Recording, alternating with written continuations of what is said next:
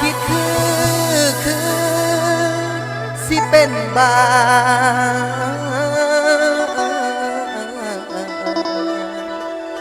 รอให้ผัวน้องป่าอายนี่นาสิตายก่อนละคำแพงเป็นหนาวเป็นฮ้อน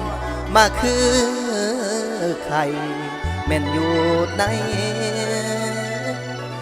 ละนางนางอ้ายลืมเจ้าบ่ได้แม่นสิผ่านมาหลายปีใจก็บ่เคยนี่เรื่องเดิมแต่เขานั้นวันเดือนปีสิมุนยายแต่ใจสายอ้ายคือเก่าน้องไปเป็นเมียเขาอ้ายนั่นเหงาอยู่บ่แล้วมันเป็นแปลวอยู่วางสวง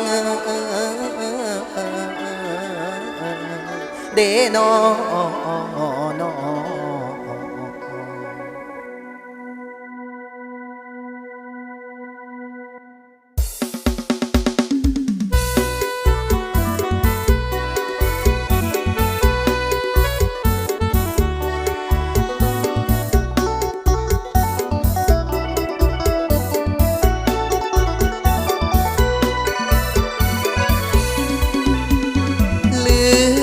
ปานขี้มิน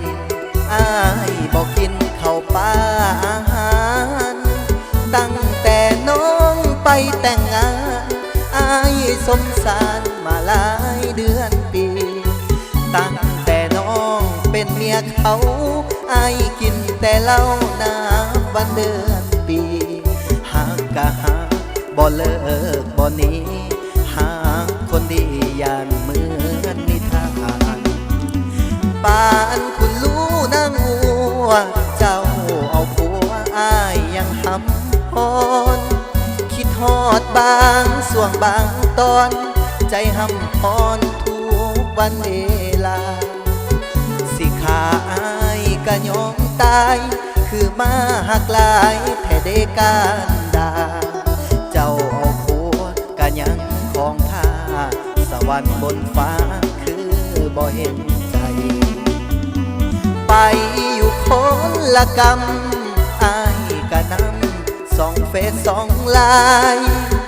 บ่ได้ติดต่อเงียบหายแต่ว่าตัวอ้ายติดตามคนดีติดตามทุกความเคลื่อนไหวติดต่อ